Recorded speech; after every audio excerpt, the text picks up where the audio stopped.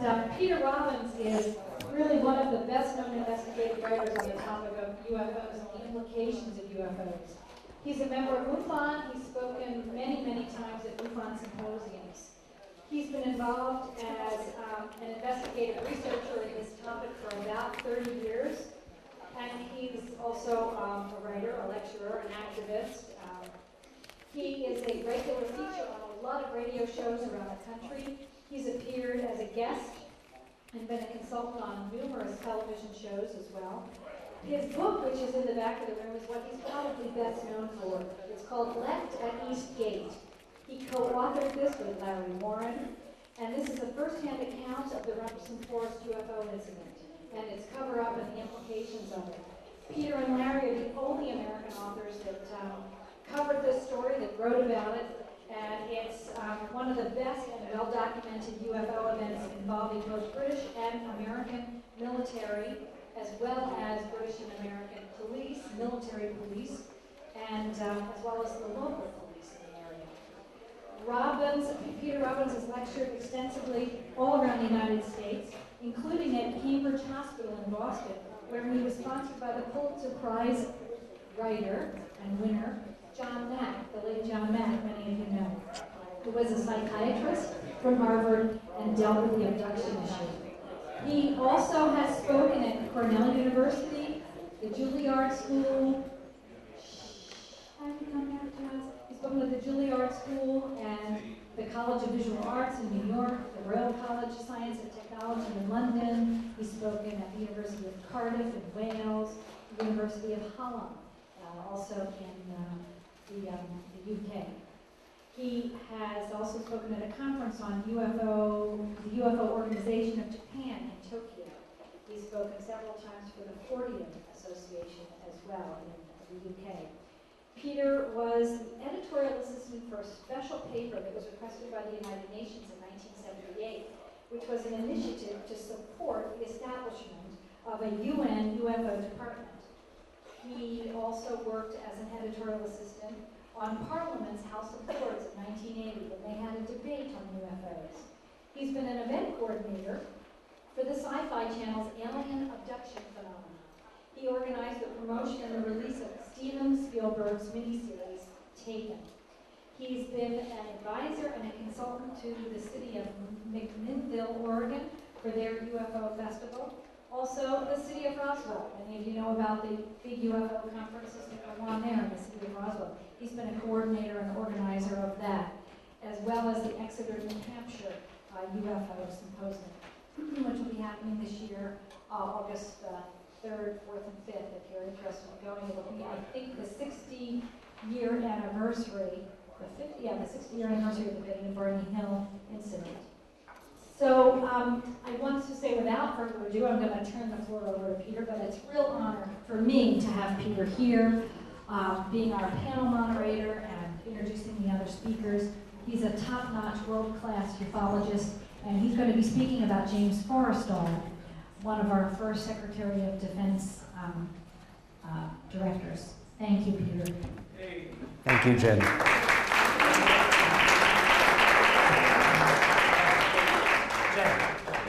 And thank you.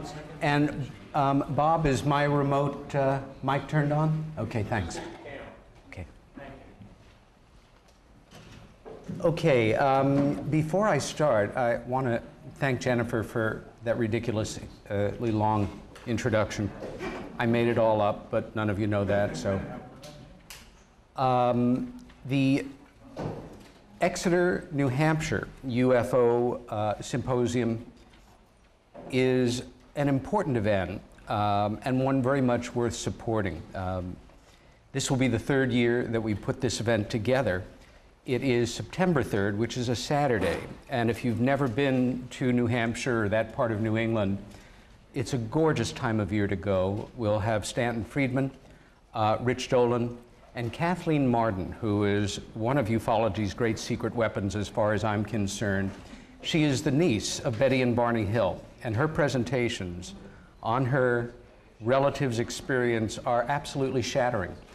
And it is the 50th anniversary of the Hill abduction case, which will be marked in a number of ways throughout the area.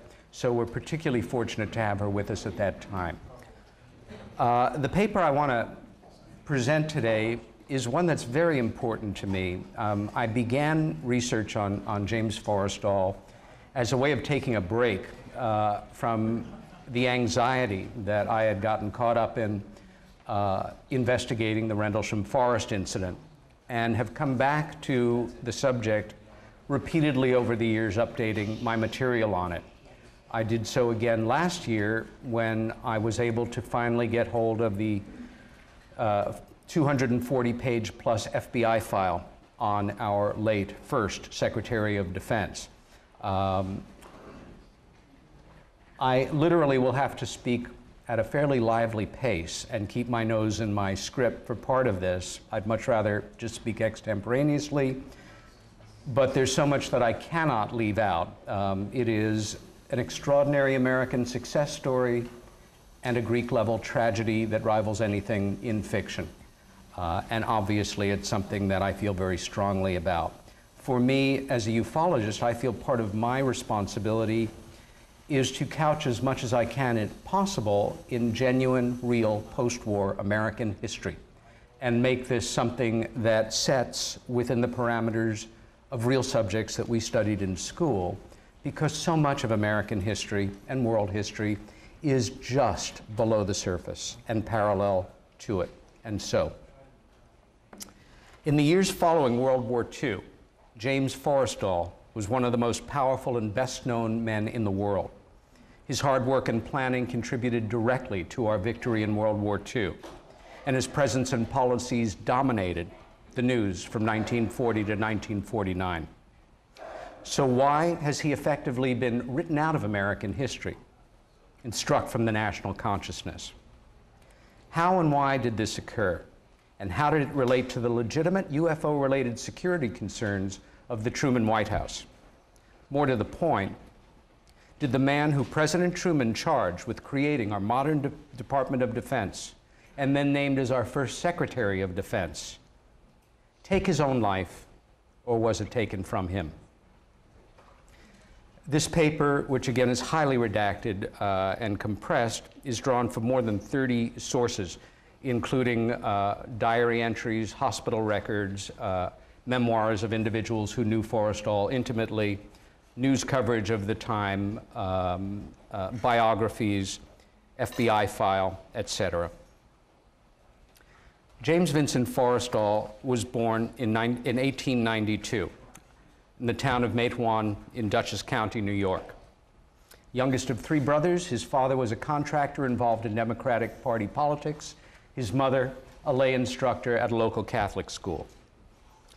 He attends Dartmouth College in 1911, then transfers to Princeton the following year, where he develops a reputation for being friendly yet aloof. He becomes editor of actually his yearbook. Entry refers to him somewhat prophetically as the man nobody knows. He becomes editor of the Daily Princetonian and trains at Princeton to become a competitive amateur boxer. When Jim breaks his nose in the ring, he chooses not to have it reset because he thinks it makes him look tougher. And as this 1947 portrait shows, it does. Forrestal leaves Princeton 3 weeks prior to graduation to join the Wall Street brokerage firm of Douglas Stillman and Company. But with war raging in Europe, he enlists in the Navy and travels to Canada for flight training with the RAF. However, the armistice in November of 1918 precludes him seeing action, and he returns to the States and to that Wall Street firm. In 1923, he becomes a partner and then president in 1926. That year, he also marries the beautiful but emotionally troubled Josephine Ogden, an editor at Vogue magazine and former Ziegfeld showgirl. The marriage ultimately is a rough one. And the couple, however, make their home on Manhattan's exclusive Beekman Place. And if you know New York City and you take a walk on Beekman Place, you will see their home. It is a beautiful private house right there on the East River, looking like something from a lovely suburban area. After he died, the house changed hands and ultimately became the home of Irving Berlin, who lived there until his death about 10 years ago at 101 years old. As the 1920s roar on, James Forrestal's life comes to parallel that of F. Scott Fitzgerald's Great Gatsby. The boy from the quiet upstate New York town is now a full-fledged member of New York society's elite, and numbers among his friends the likes of Gary Cooper, Dorothy Parker, Harpo Marx, and other members of the so-called Algonquin Round Table. During the Depression, most Americans are struggling, but over those dozen or so years, James Forrestal thrives on Wall Street and becomes, certainly in modern money terms, a bona fide millionaire. Banker Ferdinand Eberstadt is a friend and mentor to Forrestal, and it has been since their Princeton days. He is also a financial advisor to President Roosevelt and brings his protege's considerable skills to the president's attention. The young banker is invited to join the administration's so-called Brain Trust, a select group of business leaders who advise the president on economic matters. Forrestal takes this call to public service very seriously. He accepts he actually puts his entire business life on hold, moves to Washington, where he accepts the token salary of $1 a year to be at the call of the president. This was a remarkable group of men, and their likes do not exist now. In fact, we have just the opposite, a bunch of greedy bastards who are in it for themselves, and it's a damn shame that we don't have men like Forrestal with us anymore. Well, very few. In May 1940, Roosevelt appoints him Undersecretary of Navy, and the man from Wall Street is soon directing and overseeing the manufacture and flow of all the Navy's war needs, a staggering task by any estimation. By all accounts, he not only fulfills it brilliantly, but he seems to thrive in the ultra-high-stress wartime atmosphere. Upon the death of Navy Secretary Frank Knox, who passes away of a heart attack in 1944, Roosevelt names Forrestal Navy Secretary. Also in 1940, he begins to actually keep a diary. And it's not like a little locked one that you kept under your pillow in high school. He dictates every night after work, sometimes for up to 4 hours, everything that happened that day, who he spoke with, who he met with, the subject of their meetings, his impressions of them. He continues keeping this diary until January of 1949. The new Navy Secretary surprises many of his colleagues and really manages to impress the American people tremendously by repeatedly putting himself in harm's way. He is present at or immediately following the battles of Leyte Gulf, Iwo Jima, the Solomons, and the Normandy invasion. Can you imagine a modern Secretary of Defense putting themselves in that kind of position? This is him, by the way, with General Eisenhower. Here he is with Admiral Nimitz and Rear Admiral Sherman. He also becomes President Roosevelt's point man in securing final legislation on the so-called Lend-Lease agreements, by which we advanced the British government billions of dollars worth of munitions and materiel during the war. He serves with distinction throughout the end of the war. Now, one of the things I love about kind of musty old library sort of research is every once in a while you find something that absolutely blows your mind. And this archival picture is an example. This was taken on a so-called fact-finding mission to Germany in July of 1945. Now that would make it exactly 3 months after the end of hostilities. He's there with a team, and over here, when I enlarge it slightly, you will see a somewhat familiar face. That is John Kennedy, who we were led to believe was a PT captain, highly decorated, a true American hero, and he was. He also came from a highly wealthy and powerful family. He was a Harvard graduate. His father had served for a good part of the war as our ambassador to England. And John Kennedy, I am convinced, was a naval intelligence officer as well. And although our intelligence establishment hated his guts and probably did not brief him on the UFO-related subject, he knew about it through his own channels. But it's a complete tangent, having nothing to do with our story, just one of those wonderful little bits of circumstance that you come upon occasionally in investigations. Okay. Okay. Following cessation of hostilities, President Truman asks the Army and Navy to submit plans for a unification of the armed forces.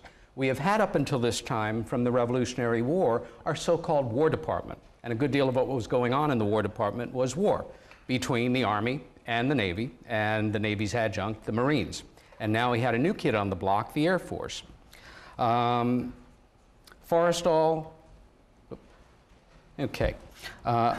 sees the job through to completion despite ferocious ongoing inter-service rivalries, again proving himself to be someone who can be counted on even under great stress.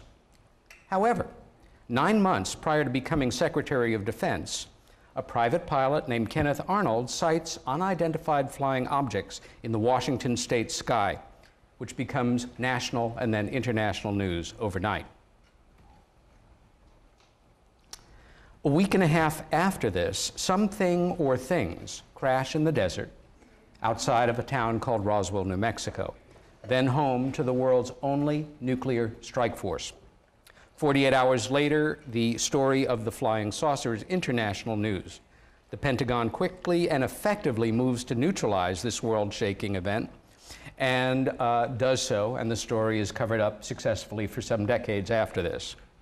Now, that month also, the prestigious publication Foreign Affairs publishes a paper called On Containment by a then unknown political analyst who publishes under the pseudonym of X. His real name is George Kennan. Kennan goes on to become an advisor to something like 9 presidents. He passes away at about 100, about half a dozen years ago. His paper is called On Containment and describes a policy by which, remember, this is July of 1947. We have a new enemy. They are Soviet communism.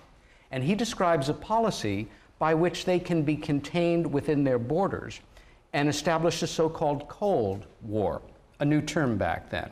The only reason I bring up this point is because that cadre of individuals who are world-class, prestigious American historians date the official beginning, if there is one, of the so-called Cold War to July of 1947, within a week of the official beginning of the UFO modern age.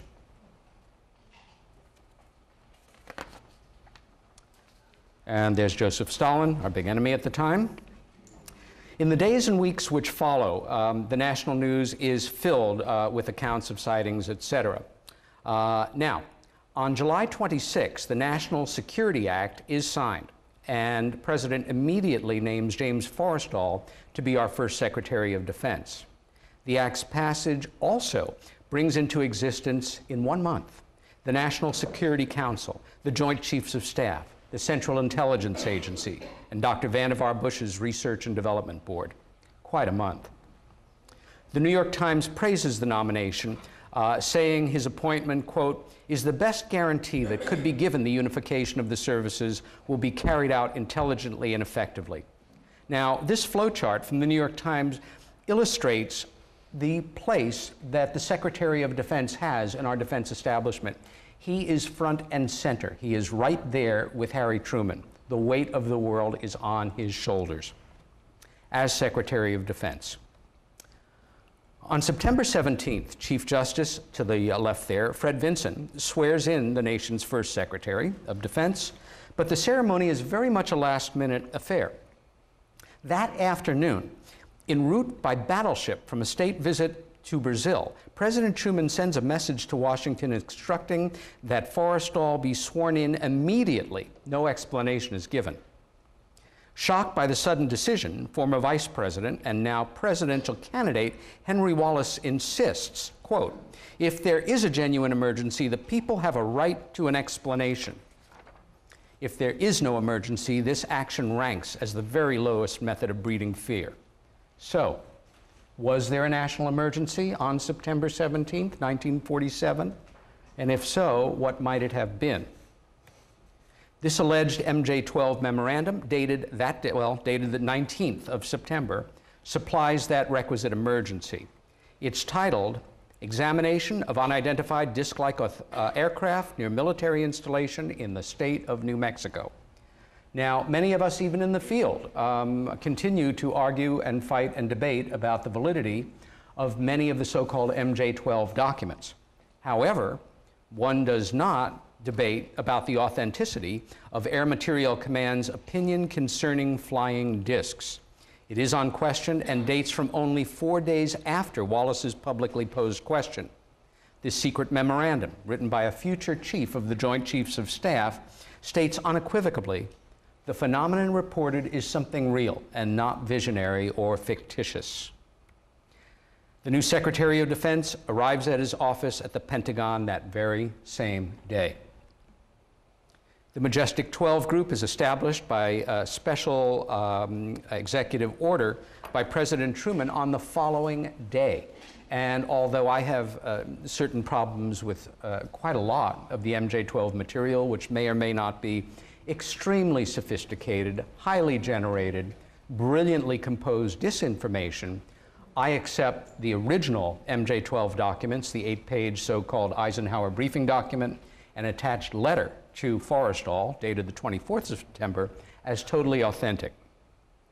And it notes here that it is on the recommendation of Dr. Vannevar Bush and Secretary James Forrestal, who is listed as number 3 of the 12 men named in this group. 2 days later, the Secretary issues his first directive as Secretary of Defense, and the United States Air Force comes into being. I think 1947 is the most amazing year for American history in the 20th century. On September 30th, this photo of Forrestal is taken congratulating Dr. Vannevar Bush after the latter has been sworn in as the new chairman of the Research and Development Board. The secretary looks grim indeed to me. Less than 4 months later, Kentucky Air National Guard pilot Captain Thomas Mantell is killed when his plane explodes in an uncontrolled descent while he is closing in. That was out of order. Okay, well, anyway, Captain Thomas Mantell is killed as his plane is closing in on a UFO of tremendous size in the skies over Fort Knox. Now, we can reasonably assume, and this is one of those places where even though we don't have the information confirming it, common sense has to take priority. We can assume reasonably that the Secretary of Defense is kept carefully appraised of the particulars of this incident and other UFO events that are happening during his time in office. That June, the Soviet Army blockades West Berlin, setting in motion the Berlin airlift and a major international crisis. By mid-October of '48, support for Truman is at an all-time low. Remember that the election is coming up just in a few weeks following this. And it looks like the Republican candidate, Thomas Dewey, is all but assured. Dewey at the time was the governor of my home state, New York. Now, during this period, Forrestal confides to his friend Bob Lovett, a future Secretary of Defense and a protege of Forrestal's.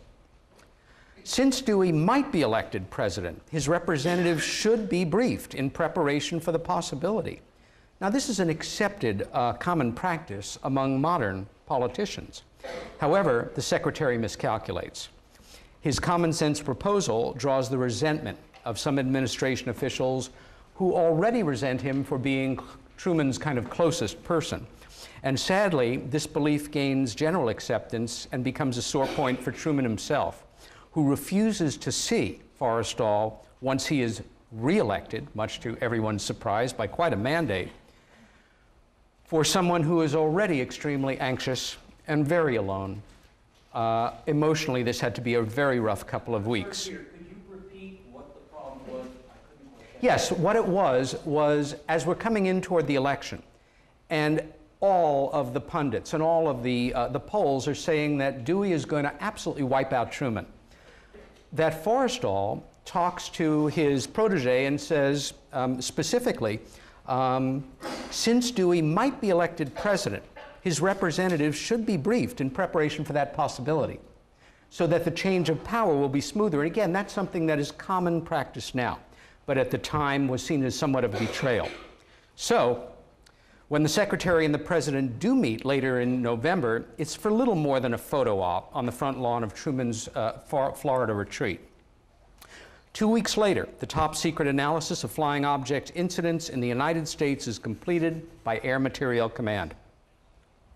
In this photograph, we see Forrestal again with Eisenhower, and this is from February of '49, is also the month that he joins the President for off-the-record White House luncheons on the 8th, the 14th, the 23rd of February.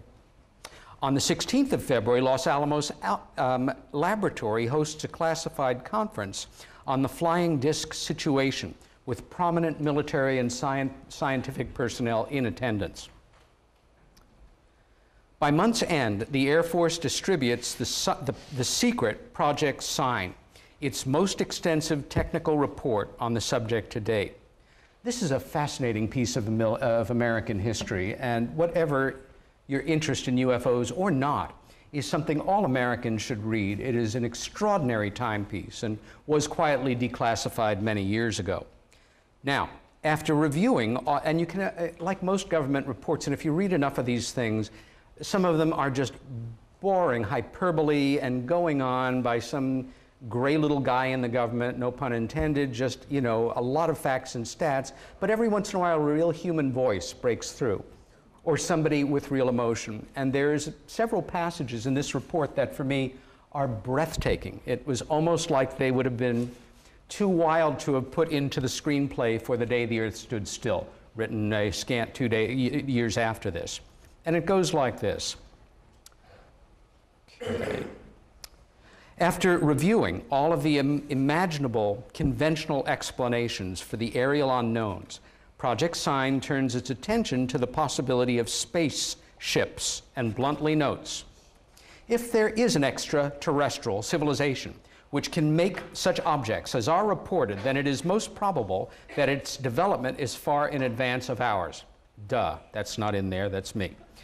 Such a civilization might observe that on Earth we now have atomic bombs and are fast developing rockets. In view of the past history of mankind, they should be alarmed. We should therefore expect at this time, above all, to behold such visitations. Secret, United States Air Force, 1948, end of story. But of course, this remains just under the surface. One of the report's closing remarks may have had a particular resonance for the Secretary of State. Quote, they, the aerial occupants, must have been satisfied long ago that we can't catch them, close quotes. With the most advanced, modern, and awesome defense apparatus in history at his command, James Forrestal is unable to affect the situation he'd inherited, even in the most rudimentary manner. Best of our knowledge, nothing he authorizes or attempts during his tenure at Defense alters the UFO situation one iota, and that had to weigh heavy on the Secretary. Something that was a real minor, rather elegiac epiphany for me in reading biographies of Forrestal, accounts of his life, commentaries of people that knew him. He was the ultimate team player. He was gung-ho. He was a workaholic. He was a true patriot. But he had a character flaw. Like the Kennedy phenomena, and his wife and him took many lovers each, and it was all in the very dispassionate have sex and leave reality. Also, he seemed unable to make deep, sustained, genuine contact with another person. He had friends, he had people that admired him, he had people that were close to him who would have done anything for him, but there was always that psychic arm's length. Now, other people can separate themselves out from highly classified, tension-inducing work. Forrestal was not able to, and here I think we see some of the key to his unwinding that is about to come. Okay. All cabinet members submit their pro forma resignations to the president following the election. Now, this is common too. You submit your resignation, you hope that it won't be accepted, and you'll get your job back. And Forrestal's is accepted on March 3rd, another point of tremendous depression for him. He and Truman meet a week later to discuss certain provisions of the National Security Act. It is also at this meeting that the Secretary requests that the White House personnel take possession of his multi-thousand-page diary. Given the amount of classified material it contains, he doesn't feel it should be kept in his home. Up until this time and following it, it is not out of the question for high-ranking military and elected personnel to take a lot of their paperwork with them for their libraries or to use for their memoirs. Forrestal's is actually removed from his office and taken to the White House itself, where it is then held. The breakdown. On March 28th, the day of his retirement, the Secretary of Defense joins Defense Department employees in the huge compound in the center of the Pentagon, where they are assembled to see Lewis K. Johnson sworn in as the new secretary. Johnson was a hack. He was a major contributor to the Democratic Party. He got the job because he was a money man. He was our second Secretary of Defense. It is here that the President presents Forrestal with the Distinguished Service Medal, the highest civilian decoration authorized by Congress. The recipient is both surprised and moved, reacts in a truly unsettling way. "You deserve it, Jim," says Truman as he pins the medal on the lapel of the retiring secretary's jacket. Forrestal tries to express his gratitude, but all he can say is, "It's beyond my..." Clark Clifford, a young advisor of Forrestal's and a future Attorney General, is in attendance right there in the front rows and remembers, quote, "Unable to respond to the President's generous words of praise, Forrestal is led speechless from the room. It is suddenly apparent to everyone that there is something terribly wrong." Following the change of command ceremonies, Air Force Secretary Stuart Symington, who has regularly challenged Forrestal's authority and humiliated him at times, is overheard telling the now former Defense Secretary, quote, "There is something I would like to talk to you about." Now, while there is no record of what Symington said to Forrestal, the effect on him was upsetting, if not traumatic. They can't find him after this. Several hours later, they find him at his old desk in the Pentagon, literally not even seeing them when they open the door. He's staring at the wall, and he's repeating out loud to himself, "You are a fine fellow. You are a fine fellow. You are a fine fellow." Once outside the Pentagon, Forrestal seems bewildered and dazed, and a shock aide arranges for the nearby chauffeur of the President's chief science advisor, Vannevar Bush in this picture, to drive him back to his Georgetown home. Once there, he calls Ferdinand Eberstadt, who arrives soon after. Eberstadt is taken aback by his friend's manner and recalled that Forrestal tells him that he is a total failure and considering suicide. The secretary is also convinced that certain persons in the White House had formed a conspiracy to get him and have finally succeeded. At 5 o'clock that afternoon, Forrestal calls the director of the FBI and asks if Hoover is in town. He is told that he is not, but that if he would like to leave his number, Hoover will call him back when he returns. The memo writer adds that, quote, "F spoke quickly and used short, abrupt phrases. Hoover returns the call later, but Forrestal does not answer the phone."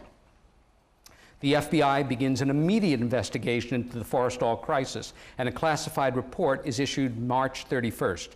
It centers on an interview the Bureau conducts with the Secretary's butler, who tells the investigators that that morning, quote, Mr. F is to he's stepped down as Secretary of Defense. He asks if the butler has seen 4 men enter the property through the driveway. He has not. He also overhears the secretary on the phone asking someone if his phone may be tapped. The employee also confides that on March 28th, a Navy Department electronics specialist visited the house to find no evidence of tampering or wiretapping. That FBI employees checked all the phones and other phone house wiring on March 29th and 30th with similar results. That Mr. F had recently become overtly suspicious whenever the front door was opened. That he was suffering from slight memory lapses, with increasingly restless and unable to sleep. That he had flown to Florida shortly after the change of command ceremony, accompanied by 2 friends. Quote, when Mr. F exhibited a last-minute reluctance to make his departure, one of the friends reportedly says to the other, quote, we have to do something. We can't let him, we can't keep him around here, end quote. And that following his final departure for the Pentagon, The butler comes upon Forrestal's last will and testament lying open on his bedroom desk, together with 7 or 8 powerful sleeping pills. The brief FBI report concludes that Mr. Forrestal has, during the past few days, been suffering from a slight nervous breakdown and that his suspicions are the result of the condition, end quote. The columnist Drew Pearson, who has a long-standing vendetta hatred for Forrestal, writes in his diary on April 1st, 1949, quote, "Forrestal seems to be off his beam. While Tom Clark," and that was Truman's Secretary, Attorney General, "was in Florida last week, Forrestal called him every day, worried about something, wouldn't say what." The next morning, April 2nd, Forrestal and Eberstadt fly to Hobe Sound, Florida, where their friend and future Secretary of Defense, Robert Lovett, has a home. Lovett meets them at the airfield, and when Forrestal steps from the plane, Lovett is shocked by the appearance and the demeanor of his friend. He nonetheless tries to joke with him, saying, "Jim, I hope you brought your golf clubs because the weather here has been just perfect for golf." Forrestal looks at him and says, "Bob, they're after me." Lovett goes on to describe in his memoirs that this was the worst 3 days of his entire life. At the request of the Navy, Captain George M. Rains flies to Hobe Sound. Rains is the chief of neuropsychiatry at the Bethesda Naval Hospital in Maryland. I think this would have been absolutely appropriate procedure. After all, we're talking about the former Secretary of Navy, and where better to consult for treatment. Dr. Rains learns of the Secretary's suicide attempts from Lovett and Eberstadt, but refuses to examine or even see their friend, insisting that he cannot until the family's chosen psychiatrist of record arrives. Now, just before this, Rains has learned that Forrestal's wife and brother have selected the very, very well-known clinician, Dr. William C. Menninger. Regrettably, Menninger will not be able to arrive until the next day. And so all that Rains feels duty-bound to wait. And all that Lovett can do is lock Forrestal in a bedroom after cleaning out the medicine cabinet. And there he stays overnight. Dr. Rains, the following afternoon, the two doctors conduct an examination of the patient, then consult. Together, that they decide that the best course of action is confinement at Bethesda Naval Hospital. Dr. Menninger then flies back to his clinic in the Midwest, and though he continues to be the physician, the psychiatrist of record, and to be briefed on the Secretary's progress, he never sees his patient again. Dr. Rains accompanies the Secretary on the flight from Florida to Maryland. During the drive from the airport to the hospital in Maryland, Forrestal has to be restrained to keep him from throwing himself from the moving car. The patient is admitted to the hospital, and once secured in a room on the 16th floor, a 24-hour Marine Guard is posted at his door, 3 shifts, 8 hours each, United States Marines. For most of the first month, the patient is kept sedated. Now, at this time, there is no mention, there's no break in the security for a week that the Secretary has suffered a profound nervous breakdown. This is unimaginable by today's absolutely horrific journalistic standards. And it's not until the 8th of April that the Times covers it, quoting. And you need to read between the lines of some of the quotes I'm going to give you here from the news, from the observations of doctors, from people, and use it to make your own deductions at the end of this. Doctors were very much encouraged by the former Defense Secretary's response to care. Close associates of the former Secretary ascribed his condition to physical and mental fatigue and the worries and responsibilities of his office. Several days later, Bethesda Naval officials first used the term operational fatigue to describe his condition. It was before that, from World War I, called shell shock. It's evolved into PTSD, post-traumatic stress disorder, same common functioning principle. One of the first people the patient calls when he is given phone privileges is the highly regarded prelate, Monsignor Maurice J. Sheehy. Sheehy is one of those, maybe the ultimate Catholic insider within the Beltway. He is good friends with many senators, congressmen, cabinet officials, and a real player of the political game. Now, Forrestal, has to put it mildly, drifted from the church over the years, and now asks the Monsignor to help him return to it. Sheehy, of course, responds in the affirmative and begins to plan for an initial visit to Bethesda. April 17th, Forrestal, still gaining, notes the recovery of James Forrestal from occupational fatigue is only a matter of time, a Navy doctor said today. Additionally, the executive officer of Bethesda Naval Hospital predicted that the former secretary would not suffer any, quote, turns for the worse. On April 23rd, the president visits James Forrestal as well as 2 other members of his administration hospitalized for routine ailments. While in Bethesda, Forrestal telephones the White House and is insistent that someone be sent over to check for a listening device in the walls of his room. What he specifically says, he's concerned about a dictaphone in the walls. Now, this may sound paranoid, but you don't have to be a paranoid to know that somebody is following you, as they say. On the 27th, Secretary of State, Secretary of Defense Johnson visits Forrestal and says, says that he looks fine. Great. And that they don't think that he'll be in for more than 2 or 3 weeks. That very same day, the press receives copies of Project Saucer, which is the Air Force highly sanitized and redacted version of Project Sign. It's actually kind of a joke if you compare them to each other. Okay. That, by the way, is Admiral Sidney Sowers, who I forgot to mention is the man who the White House sends over to check for listening devices in the walls. Sowers is Truman's closest national security advisor. He is the first secretary of the National Security Council and a future director of the Central Intelligence Agency. And he assures, again, Forrestal that the room is clean. Okay. Again, Project Saucer is issued that same day. On May 17th, Forrestal is reported to have gained 12 pounds since his confinement, and visitors and hospital personnel alike seem in agreement that the patient's condition is improving markedly. Bethesda Naval Hospital records, and I have seen these records, and they note, quote, Forrestal continued in good spirits throughout all of the 12th and the 21st. I'm sorry, the 20th and the 21st. He shows no signs of depression, was well-dressed, shaved, and in good appetite. All very upbeat signs. On the Friday, May 20th, Henry Forrestal phones hospital administrators.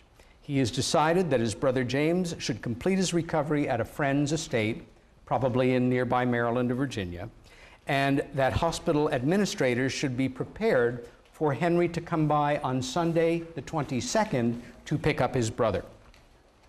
Also, on Friday the 20th, Secretary of Navy John Sullivan has an appointment with Monsignor Sheehy, one made at the Monsignor's insistence. Since receiving Forrestal's phone call, the Monsignor has visited the Bethesda Hospital 6 times, and each time been told that the Secretary was unable to see him.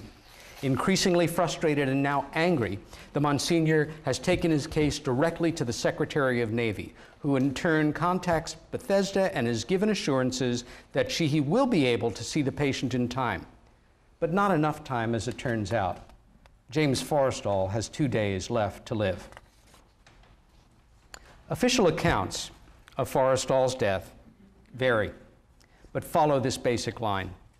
Early on the morning of Sunday, May 22nd, Staff Psychiatrist Commander R.R. Dean is asleep in the room next to Forrestal's. The Secretary's regular attendant, for some reason, has not shown up for his shift, and hospital apprentice R.W. Harrison has been assigned to look in on Forrestal. I should also say that that particular Marine Guard had developed not just a cordial relationship with the man on the 16th floor. One reads the accounts, and you get the sense that it was almost a father-son relationship. He was devoted to Forrestal. And as is the case in such situations, was highly defamed as part of this cover-up as far as I'm concerned.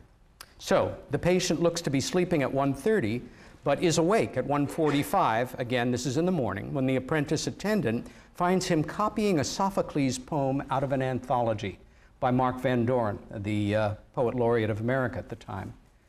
This is also important to note. Forrestal was a true intellectual. Imagine George Bush copying a Sophocles poem out of an anthology.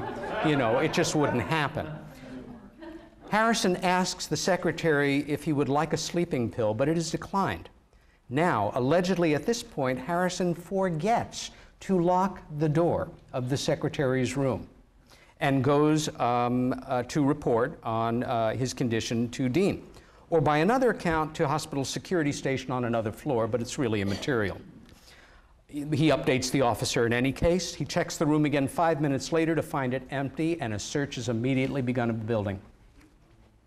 A few minutes later, and this is Bethesda here, that arrow pointing to the window that he went out of. A few minutes later, the 7th floor duty nurse reports hearing a loud noise from her window. It is the sound of Forrestal's body hitting the overhang of the 3rd floor roof. Hospital authorities surmise, quote, that the patient finding his door unlocked as he wrestled with sudden bout, I'm sorry, this is not a quote, this is my characterization. Finding his door unlocked as he wrestles with a very sudden bout of suicidal depression, opened the door, walks across the hall to the efficiency kitchen, pushes open the unsecured screen window, knots one end of his bathrobe sash tightly around his own neck, then ties the free end up to the radiator below the window, then lowers himself out of the window to hang himself out of the 16th floor window, then changes his mind, tries to get back in, the knot releases, and he falls to his death. Knot. Now remember, he is gone at like 2 in the morning. So the papers, even though it's different than now, you can't run a major story the next morning, but the Times does include this tiny little box that morning, first brief account. Then we have, of course, the very sad coverage the next day. And my mom told me this, we can't imagine, this was like a national day of mourning. For so many Americans of that generation, it was up there with some of the feelings some of us are old enough to remember about the Kennedy assassination. It broke people's hearts. This man gave his life for his country. Right. This is the Times coverage, and this is the coverage from the Los Angeles Times. On May 23rd, the next day, Forrestal is laid to depression. Captain Rains, okay, I've got 10 minutes, I'll do my best. Laments that the former Secretary of Defense took his life in a sudden fit of despondency extremely common, which we've already established was not extremely common, to the severe type of mental illness he suffered. That day, a 5-man medical naval board is convened to look into this event. The canonization of Forrestal is already in full swing by Tuesday, as exemplified in the Times in this very famous reporter Hanson Baldwin's impassioned tribute, which begins, "The tragedy of Jim Forrestal had its origins in what Freud described as the great subterranean pool of the unconscious mind. An extremely sensitive, very shy, and thoroughly conscientious person, true in a certain level, who held emotion at arm's length. Mr. Forrestal had built around his inner soul a wall of toughness and reserve that seemed to some to amount to brusqueness. But behind that Irish jaw and broken nose lay a rare intellectual warmth, blah, blah, blah." On the 25th, Josephine Forrestal, his wife, returns from Paris, where she has been this entire time. And before she leaves the Air Force, absolve anybody of any blame having anything to do with her husband's death. She is now not the wife in a very bad marriage to a philandering public official. She is the widow of a beloved national hero. Okay, that afternoon, with President Truman delivering the eulogy and 6,000 people in attendance, James Vincent Forrestal is laid to rest at Arlington Cemetery with full military honors, including a 19-howitzer salute.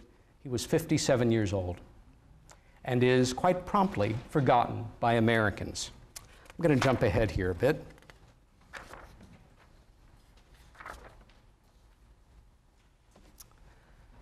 Immediately following the tragedy, the New York Times assigned its feature reporter, Walter H. Wagner, a crack investigative writer, somebody that people like me hold in heroic level. And he writes the lead article that next day. Among other things, Wagner established in no uncertain terms within hours of Forrestal's plunge the following, and I quote, 1. There were indications that Mr. Forrestal might have tried to hang himself. The sash of his dressing gown was still knotted and tightly wrapped around his neck when he was found, but hospital officials would not speculate to its purpose.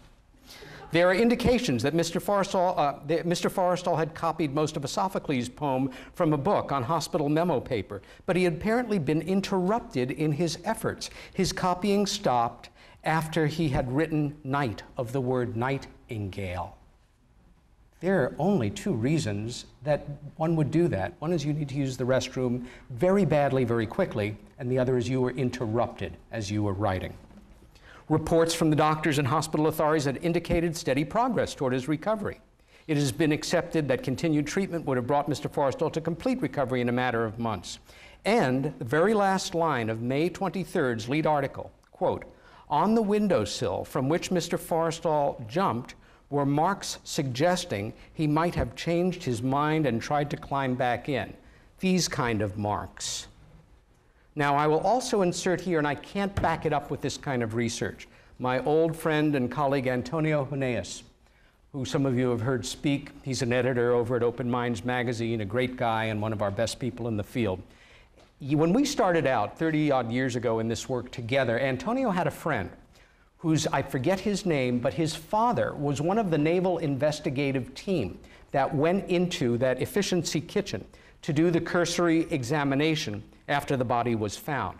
And they dusted for prints. Now, this was something I can't corroborate, and I don't even know if the son is still alive, but the father told the son, and Antonio shared it with me, and this is 25 years ago, that in dusting for prints, series of palm prints repeatedly were found on both window jambs, like this.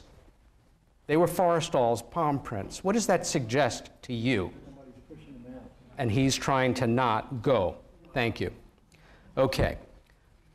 So, why would he have stopped writing mid-word? We've established that. None of us can say with certainty what a desperately depressed and suicidally inclined person is capable of doing. Nonetheless, the patient on the 16th floor would have had to have knotted that cord around his own neck. By the way, it was also established that the other end was tied to nothing. And if you're going to throw yourself out the window, you're going to knot a cord around your neck first. I worked for 8 years doing crisis intervention. To be blunt, I was a volunteer for 8 years on the busiest suicide hotline in the United States, a job that I gained tremendous humility from. And puts all of my problems in perspective for the rest of my life. But I was able, and I was working on this paper even back then, I was able to speak with many mental health professionals over the years, and still do occasionally. And what I have put to them was, here are the dynamics of what's alleged. Somebody tries to hang themselves out of a 16th floor window, then every single one of them that was willing to comment said no. I've never heard of anything like that. There's nothing like it in the literature. Jumpers jump, and if you want to hang yourself, you do that. This is completely antithetical to logic. Monsignor Sheehy, given that Forrestal had expressed a desire to return to the church, and by implication, the sanctity of the confessional, from the point of view of anyone who considered Forrestal to be a security risk, Father Sheehy would be the last person that you would want him speaking to. Who knows what he would say in the sanctity of the confessional. And in 6 attempts to see him, the Monsignor never got beyond the lobby. More, true. On Monday, the 23rd, after learning of Forrestal's death, the Monsignor traveled to the Bethesda Hospital for a 7th sad time to pay his respects. And in the lobby, which was packed with citizens, reporters, technical people, etc., a man in a lab coat, an attendant's coat, walked up to Sheehy and said in his ear, "Father, you know Mr. Forrestal didn't kill himself, don't you?" He was so shocked that he just watched as the man disappeared into the crowd and he never saw him again. He writes this in his memoirs. On the 20th, Henry Forrestal had informed the hospital that he was coming to get him. And of course, hours before he arrived, his brother takes his own life, so to say, or it was taken from him. For the rest of his life, Henry was convinced his brother was murdered. and there is corroboration for that. Arnold Rogo's brilliant book. By the way, the Forrestal Diaries were purported, when they were published, it was a bestseller in 1951. It is said here that it was, this many notebooks, and it was 2,800 pages. However, it's established in the New York Times beyond any doubt that his diary, quote unquote, filled a filing cabinet. The standard size filing cabinet in use by the Pentagon at that time was 5 drawers. A cubic foot of documents is over 2,000 papers. We're talking about 20,000 pages. So why is it promoted that this is drawn from 2,800 pages? Because the publisher had no idea the rest of that diary existed, and it still remains classified to this day. Arnold Rogo, who is a brilliant, and again, you can see how much you're having to skip through. By the way, if you would like, I'm going to set up a list at the back later. If you write your name and email address very clearly, I will send you an extensive paper on this that you're free to share with friends. Rogo wrote this wonderful book, A Study in Personality Politics. Rogo was a straight historian. He was a professor of history out at the University of Southern California, and he was able to interview for this book Dean Acheson, Clark Clifford, Lewis Johnson, Robert Lovett, Arthur Kroc, Henry Forrestal, William Menninger, George Raines, and Harry Truman. We'll never get another account like this. It has nothing to do with UFOs. It is a psychiatric biography. However, he writes early on in the book, officially, of course, Forrestal committed suicide on May 22nd, 1949. But among those close to him, there are even a few who are certain he was murdered, or if not murdered, that his death was very much desired by individuals and groups who in 1949 held great power in the United States. In assuming the mantle of Secretary of Defense, James Forrestal was charged with being, quote, the principal assistant to the President in all matters relating to national security. He had been given authority to establish military policy and programs and held power over all of the service branches.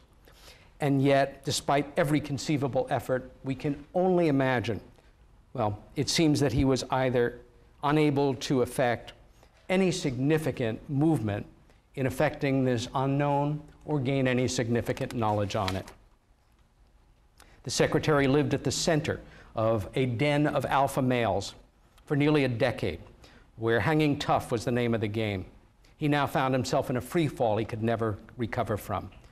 Showing weakness in public was not forgivable among these types and still isn't.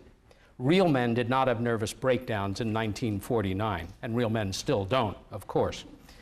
It simply never could or would happen, least of all to this larger-than-life, competitive boxer, professional-level tennis player, presidential advisor, womanizer, Navy Secretary, Defense Secretary, and key planner of our entire defense establishment. I think that Forrestal read the writing on the wall. He knew what he had to do, and he tried, like a good Roman soldier, to throw himself on his own sword repeatedly. However, once he was taken into therapy, and his doctors were not cleared on the secret that surrounded him, he responded to therapy. He gained weight. He gained his desire to live. And unfortunately, that sealed the deal. And others had to do the job for him. But he knew what was going to happen. It would not even surprise me if those individuals were people who liked and admired him. And as they say in the mafia, it's nothing personal, it's just business. Despite the tireless contributions to the safety and security of this nation, the name and accomplishments of James Forrestal have been lost to almost all Americans, and to our understanding of 20th century history, which for better or worse, he had a fair hand in shaping. And this oversight is something we need to correct. Thank you for your time and attention.